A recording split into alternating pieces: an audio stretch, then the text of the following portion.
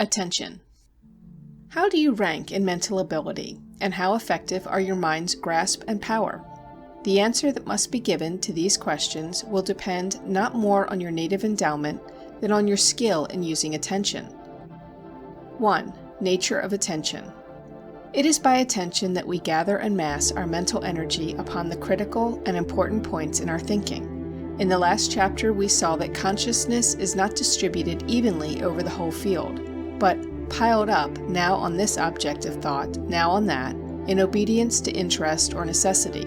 The concentration of the mind's energy on one object of thought is attention.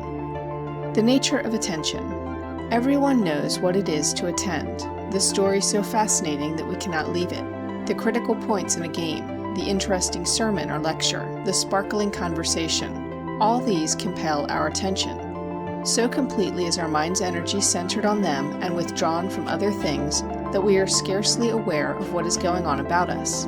We are also familiar with another kind of attention, for we all have read the dull story, watched the slow game, listened to the lecture or sermon that drags, and taken part in conversation that was a bore. We gave these things our attention, but only with effort. Our mind's energy seemed to center on anything rather than the matter in hand. 1,000 objects from outside enticed us away, and it required the frequent mental jerk to bring us to the subject in hand. And when brought back to our thought problem, we felt the constant tug of mind to be free again. Normal consciousness always in a state of attention. But this very effort of the mind to free itself from one object of thought, that it may busy itself with another, is because attention is solicited by this other. Some object in our field of consciousness is always exerting an appeal for attention, and to attend to one thing is always to attend away from a multitude of other things upon which the thought might rest. We may therefore say that attention is constantly selecting in our stream of thought those aspects that are to receive emphasis and consideration. From moment to moment, it determines the points at which our mental energy shall be centered. 2. The effects of attention. Attention makes its object clear and definite. Whatever attention centers upon stands out sharp and clear in consciousness. Whether it be a bit of memory, an air castle, a sensation from an aching tooth, the reasoning on an algebraic formula, a choice which we are making, the setting of an emotion. Whatever be the object to which we are attending, that object is illumined and made to stand out from its fellows as the one prominent thing in the mind's eye, while the attention rests on it. It is like the one building which the searchlight picks out among a city full of buildings and lights up, while the remainder are left in the semi-light or in darkness. Attention measures mental efficiency. In a state of attention, the mind may be likened to the rays of the sun which have been passed through a burning glass. You may let all the rays which can pass through your window pane fall hour after hour upon the paper lying on your desk, and no marked effects follow. But let the same amount of sunlight be passed through a lens and converged to a point the size of your pencil point, and the paper will at once burst into flame. What the diffused rays could not do in hours or in ages is now accomplished in seconds. Likewise, the mind, allowed to scatter over many objects, can accomplish but little. We may sit and dream away an hour or a day over a page or a problem without securing results. But let us call in our wits from their wool gathering and buckle down to it with all our might, withdrawing our thoughts from everything else but this one thing, and concentrating our mind on it. More can now be accomplished in minutes than before in hours. Nay, things which could not be accomplished at all before now become possible. Again, the mind may be compared to a steam engine, which is constructed to run at a certain pressure of steam, say 150 pounds to the square inch of boiler surface. Once I ran such an engine, and well I remember a morning during my early apprenticeship, when the foreman called for power to run some of the lighter machinery, while my steam gauge registered but 75 pounds. Surely, I thought, if 150 pounds will run all this machinery, 75 pounds should run half of it, so I opened the valve. But the powerful engine could do but little more than turn its own wheels, and refused to do the required work. Not until the pressure had risen above 100 pounds could the engine perform half the work which it could at 150 pounds. And so with our mind. If it is meant to do its best work under a certain degree of concentration, it cannot in a given time do half the work with half the attention. Further, there will be much which it cannot do at all unless working under full pressure. We shall not be overstating the case if we say that as attention increases in arithmetical ratio, mental efficiency increases in geometrical ratio. It is in large measure a difference in the power of attention which makes one man a master in thought and achievement and another his humble follower. One often hears it said that genius is but the power of sustained attention, and this statement possesses a large element of truth. 3. How we attend. Someone has said that if our attention is properly trained, we should be able to look at the point of a cambric needle for half an hour without winking. But this is a false idea of attention. The ability to look at the point of a cambric needle for half an hour might indicate a very laudable power of concentration, but the process, instead of enlightening us concerning the point of the needle, would result in our passing into a hypnotic state. Voluntary attention to any one object can be sustained for but a brief time, a few seconds at best. It is essential that the object change, that we turn it over and over incessantly, and consider its various aspects and relations. Sustained voluntary attention is thus a repetition of successive efforts to bring back the object to the mind. Then the subject grows and develops. It is living, not dead. Attention, a relating activity. When we are attending strongly to one object of thought, it does not mean that consciousness sits staring vacantly at this one object, but rather that it uses it as a central core of thought and thinks into relation with this object the things which belong with it. In working out some mathematical solution, the central core is the principle upon which the solution is based, and concentration in this case consists in thinking the various conditions of the problem in relation to this underlying principle. In the accompanying diagram, Figure 4, let A be the central core of some object of thought, say a patch of cloud in a picture, and let A, B, C, D, etc. be the related facts, or the size, shape, color, etc. of the cloud.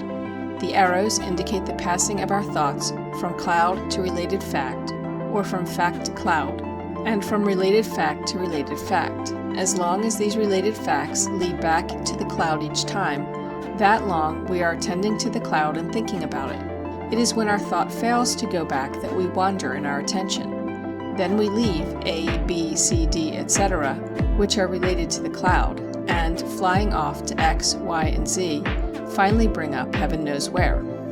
The rhythms of attention. Attention works in rhythms. This is to say that it never maintains a constant level of concentration for any considerable length of time, but regularly ebbs and flows. The explanation of this rhythmic action would take us too far afield at this point. When we remember, however, our entire organism works within a great system of rhythms: hunger, thirst, sleep, fatigue, and many others. It is easy to see that the same law may apply to attention.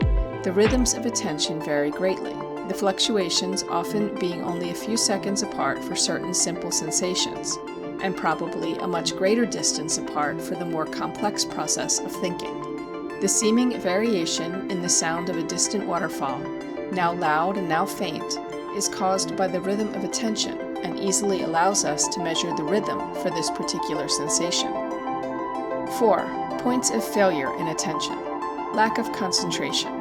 There are two chief types of inattention whose danger threatens every person. First, we may be thinking about the right things, but not thinking hard enough. We lack mental pressure. Outside thoughts which have no relation to the subject in hand may not trouble us much, but we do not attack our problem with vim. The current in our stream of consciousness is moving too slowly. We do not gather up all our mental forces and mass them on the subject before us in a way that means victory. Our thoughts may be sufficiently focused, but they fail to set fire. It is like focusing the sun's rays while an eclipse is on. They lack energy. They will not kindle the paper after they have passed through the lens. This kind of attention means mental dawdling. It means inefficiency. For the individual, it means defeat in life's battles. For the nation, it means mediocrity and stagnation. A college professor said to his faithful but poorly prepared class, "Judging from your worn and tired appearance, young people, you are putting in twice too many hours on study." At this commendation, the class brightened up visibly. But, he continued, judging from your preparation, you do not study quite half-hard enough. Happy is the student who, starting in on his lesson rested and fresh, can study with such concentration that an hour of steady application will leave him mentally exhausted and limp. That is 1 hour of triumph for him, no matter what else he may have accomplished or failed to accomplish during the time. He can afford an occasional pause for rest, for difficulties will melt rapidly away before him. He possesses one key to successful achievement. Mental wandering. Second, we may have good mental power and be able to think hard and efficiently on any one point, but lack the power to think in a straight line. Every stray thought that comes along is a will-o'-the-wisp to lead us away from the subject in hand and into lines of thought not relating to it. Who has not started in to think on some problem, and after a few moments been surprised to find himself miles away from the topic upon which he started? Or who has not read down a page and turning to the next, found that he did not know a word on the preceding page, his thoughts having wandered away, his eyes only going through the process of reading? Instead of sticking to the A, B, C, D, etc. of our topic and relating them all up to A, thereby reaching a solution of the problem, we often jump at once to X, Y, Z and find ourselves far afield, with all possibility of a solution gone. We may have brilliant thoughts about X, Y, Z, but they are not related to anything in particular, and so they pass from us and are gone, lost in oblivion, because they are not attached to something permanent. Such a thinker is at the mercy of circumstances, following blindly the leadings of trains of thought which are his master instead of his servant, and which lead him anywhere or nowhere without let or hindrance from him. His consciousness moves rapidly enough and with enough force, but it is like a ship without a helm. Starting for the intellectual port A by way of A, B, C, D, he is mentally shipwrecked at last on the rocks X, Y, Z and never reaches harbor. Fortunate is he who can shut out intruding thoughts and think in a straight line. Even with mediocre ability, he may accomplish more by his thinking than the brilliant thinker who is constantly having his mental train wrecked by stray thoughts which slip in on his right of way. 5. Types of attention. The 3 types of attention. Attention may be secured in 3 ways. 1. It is demanded by some sudden or intense sensory stimulus or insistent idea. Or 2. It follows interest. Or 3. It is compelled by the will. If it comes in the first way, as from a thunderclap or a flash of light, or from the persistent attempt of some unsought idea to secure entrance into the mind, it is called involuntary attention. This form of attention is of so little importance comparatively in our mental life that we shall not discuss it further. If attention comes in the second way, following interest, it is called non-voluntary or spontaneous attention. If in the third, compelled by the will, voluntary or active attention. Non-voluntary attention has its motive in some object external to consciousness, or else follows a more or less uncontrolled current of thought which interests us. Voluntary attention is controlled from within. We decide what we shall attend to instead of letting interesting objects of thought determine it for us. Interest and non-voluntary attention. In non-voluntary attention, the environment largely determines what we shall attend to. All that we have to do with directing this kind of attention is in developing certain lines of interest, and then the interesting things attract attention. The things we see and hear and touch and taste and smell, the things we like, the things we do and hope to do. These are the determining factors in our mental life, so long as we are giving non-voluntary attention. Our attention follows the beckoning of these things as the needle the magnet. It is no effort to attend to them, but rather the effort would be to keep from attending to them. Who does not remember reading a story, perhaps a forbidden one, so interesting that when Mother called up the stairs for us to come down to attend to some duty, we replied yes in a minute, then went on reading. We simply could not stop at that place. The minute lengthens into 10, and another call startles us. Yes, I'm coming. We turn just one more leaf and are lost again. At last comes a third call, in tones so imperative it cannot be longer ignored, and we lay the book down, but open to the place where we left off, and where we soon hope to begin further to unravel the delightful mystery. Was it an effort to attend to the reading? Ah, no. It took the combined force of our will and of Mother's authority to drag the attention away. This is non-voluntary attention. Left to itself then, attention simply obeys natural laws and follows the line of least resistance. By far the larger portion of our attention is of this type. Thought often runs on hour after hour when we are not conscious of effort or struggle to compel us to cease thinking about this thing and begin thinking about that. Indeed, it may be doubted whether this is not the case with some persons for days at a time instead of hours. The things that present themselves to the mind are the things which occupy it. The character of the thought is determined by the character of our interests. It is this fact which makes it vitally necessary that our interests shall be broad and pure if our thoughts are to be of this type. It is not enough that we have the strength to drive from our minds a wrong or impure thought which seeks entrance. To stand guard as a policeman over our thoughts, to see that no unworthy one enters, requires too much time and energy. Our interests must be of such a nature as to lead us away from the field of unworthy thoughts if we are to be free from their tyranny. The will and voluntary attention. In voluntary attention, there is conflict, either between the will and interest, or between the will and the mental inertia or laziness, which has to be overcome before we can think with any degree of concentration. Interest says, follow this line which is easy and attractive, or which requires but little effort. Follow the line of least resistance. Will says, quit that line of dalliance and ease, and takes this harder way which I direct. Cease the line of least resistance, and take the one of greatest resistance. When daydreams and castles in Spain attempt to lure you from your lessons, refuse to follow. Shut out these vagabond thoughts and stick to your task. When intellectual inertia deadens your thought and clogs your mental stream, throw it off and court forceful effort. If wrong or impure thoughts seek entrance to your mind, close and lock your mental doors to them. If thoughts of desire try to drive out thoughts of duty, be heroic and insist that thoughts of duty shall have right of way. In short, see that you are the master of your thinking, and do not let it always be directed without your consent by influences outside of yourself. It is just at this point that the strong will wins victory and the weak will breaks down. Between the ability to control one's thoughts and the inability to control them lies all the difference between right actions and wrong actions, between withstanding temptation and yielding to it, between an inefficient, purposeless life and a life of purpose and endeavor, between success and failure.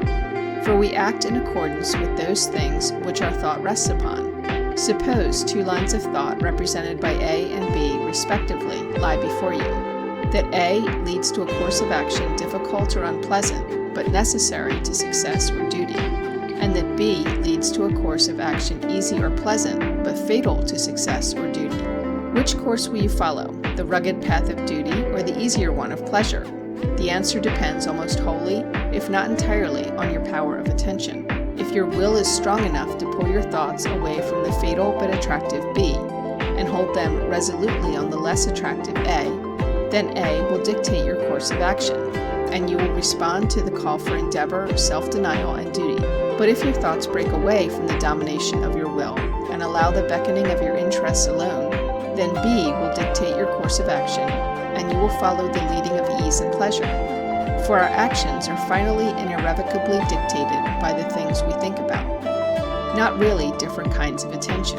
It is not to be understood, however, from what has been said, that there are really different kinds of attention. All attention denotes an active or dynamic phase of consciousness. The difference is rather in the way we secure attention, whether it is demanded by sudden stimulus, coaxed from us by interesting objects of thought without effort on our part, or compelled by force of will to desert the more interesting and take the direction which we dictate. 6. Improving the power of attention. While attention is no doubt partly a natural gift, yet there is probably no power of the mind more susceptible to training than is attention. And with attention, as with every other power of body and mind, the secret of its development lies in its use. Stated briefly, the only way to train attention is by attending. No amount of theorizing or resolving can take the place of practice in the actual process of attending. Making different kinds of attention reinforce each other. A very close relationship and interdependence exists between non-voluntary and voluntary attention. It would be impossible to hold our attention by sheer force of will on objects which were forever devoid of interest. Likewise, the blind following of our interests and desires would finally lead to shipwreck in all our lives. Each kind of attention must support and reinforce the other. The lessons, the sermons, the lectures, and the books in which we are most interested, and hence to which we attend non-voluntarily and with the least effort and fatigue, are the ones out of which, other things being equal, we get the most and remember the best and longest. On the other hand, there are sometimes lessons and lectures and books, and many things besides, which are not intensely interesting, but which should be attended to nevertheless. It is at this point that the will must step in and take command. If it has not the strength to do this, it is in so far a weak will, and steps should be taken to develop it. We are to keep the faculty of effort alive in us by a little gratuitous exercise every day. We are to be systematically heroic to the little points of everyday life and experience. We are not to shrink from tasks because they are difficult or unpleasant. Then, when the test comes, we shall not find ourselves unnerved and untrained, but shall be able to stand in the evil day. The habit of attention. Finally, one of the chief things in training the attention is to form the habit of attending. This habit is to be formed only by attending whenever and wherever the proper thing to do is to attend, whether in work, in play, in making fishing flies, in preparing for an examination, in courting a sweetheart, in reading a book. The lesson or the sermon or the lecture may not be very interesting, but if they are to be attended to at all, our rule should be to attend to them completely and absolutely, not by fits and starts, now drifting away and now jerking ourselves back, but all the time. And furthermore, the ones who will deliberately do this will often find the dull and uninteresting task become more interesting. But if it never becomes interesting, he is at least forming a habit which will be invaluable to him through life. On the other hand, the one who fails to attend except when his interest is captured, who never exerts effort to compel attention, is forming a habit which will be the bane of his thinking until his stream of thought shall end. 7. Problems in observation and introspection. 1. Which fatigues you more, to give attention of the non-voluntary type or the voluntary? Which can you maintain longer? Which is the more pleasant and agreeable to give? Under which can you accomplish more? What bearing have these facts on teaching? 2. Try to follow for 1 or 2 minutes the wave in your consciousness, and then describe the course taken by your attention. 3. Have you observed one class alert in attention and another lifeless and inattentive? Can you explain the causes lying back of this difference? Estimate the relative amount of work accomplished under the two conditions. 4. What distractions have you observed in the schoolroom tending to break up attention? 5. Have you seen pupils inattentive from lack of 1. Change, 2. Pure air, 3. Enthusiasm on the part of the teacher, 4. Fatigue, 5. Ill health? 6. Have you noticed a difference in the habit of attention in different pupils? Have you noticed the same thing for whole schools or rooms? 7. Do you know of children too much given to daydreaming? Are you? 8. Have you seen a teacher rap the desk for attention? What type of attention was secured? Does it pay? 9. Have you observed any instance in which pupils' lack of attention should be blamed on the teacher? If so, what was the fault? The remedy? 10. Visit a schoolroom or a recitation, and then write an account of the types and degrees of attention you observed. Try to explain the factors responsible for any failures in attention, and also those responsible for the good attention shown.